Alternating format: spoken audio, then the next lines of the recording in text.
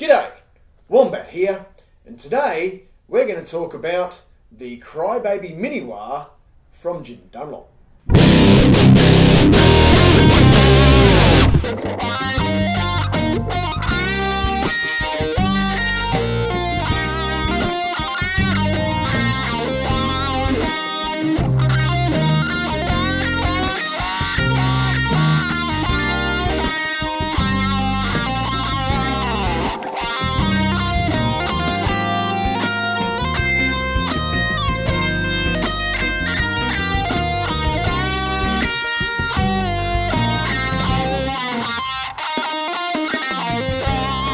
So, wahs are a part of everyday life, as most of us guitar players know, and they're pretty big things. A lot of the time they don't fit on a small board if you have a small footboard, but they will fit on a large one, or sometimes you have to actually have it beside your board. Either way, they can be a bit of an issue.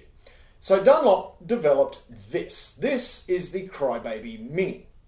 It is tiny. Look how tiny that is.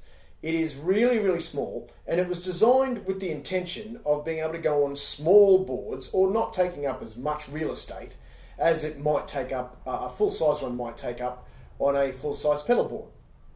So this particular unit is actually mine. I purchased it a little while ago because I thought it was going to be something that would be cool. I have two pedal boards that I use. One is a normal sort of size pedal board, quite a large one, and the other one is just a small pedal board that I use for taking to small shows, or if I'm playing blues with some friends or that sort of thing. And I tend to use a wah for certain solos. So I wanted a wah that would fit on that, and I didn't have one because I didn't think I'd get one to actually fit on this tiny little pedal board.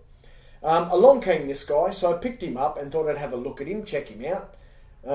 It is a Dunlop Crybaby. It is the official thing, so I thought, how bad can it be, right? So I picked it up, and I was amazed at just how tiny this is. It probably doesn't do it justice on camera. I mean, that fits on my hand. It is roughly about half the size of a regular wah, and it is really, really cool. So what makes this work? I mean, what makes this special compared to a regular wah? Well, it's tiny, we've already established that, but is that enough? It's got to sound good, right? That's the thing with a wah, it needs to sound good. So the things that make this sound good, it has a red phasal inductor, which just sounds brilliant.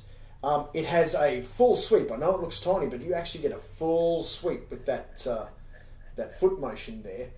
And unlike a lot of Dunlop wahs, it is true bypass. Now, we all know Dunlop wahs can occasionally be considered tone suckers. This guy does not. It is tiny and it is full bypass. It's really easy to use. You just put your foot on it like you would a regular wah, and it immediately feels natural, which I found really unusual. I was expecting it to be difficult to play, but it felt really natural. It just sits in the right spot on your foot, and it feels like you're using a regular wah. It's really quite good. It's really sturdy too, all metal construction. So this thing will take a pounding, which most Dunlop's Crybabys do. But this one being small is no exception. And it might be tiny, but they still get a full-size 9-volt battery in here, which I'm really pleased to say. I tend to use mine with power, but a lot of people don't. They prefer battery option. It is there. Now, unfortunately, in order to put a battery in it, there's no battery compartment. You have to unscrew the base. You have to take the base off and put the battery in that way and screw it back down. Now, that sounds like a bit of a hassle, except this thing was kind of built for it. So it's got a good solid plastic base on it, or I'm assuming it's plastic, and 4 really quite large screws which come out very easily. It looks like it's made with the intention to be taken off and put back on all the time. And that is because this little sucker has 3 different voicings. Now, the first voicing is a low voicing. Then we have a mid voicing, which is kind of like the vintagey style of voicing that wahs used to have. And then we have a high setting, which is called the GCB 95, which of course is the original Crybaby sound. And that is the sound that I tend to use it on. It's the sound that you will hear me playing in the playing example at the beginning of the video. It is a great sounding little unit, and 3 voicings for something like this really lets you tailor it a little bit more to what you like out of a wah.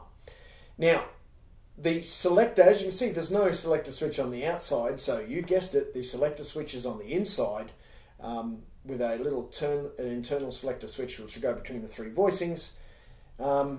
And that's another one of the reasons why I think they've made that base plate with the intention of it being taken off and put back on a lot.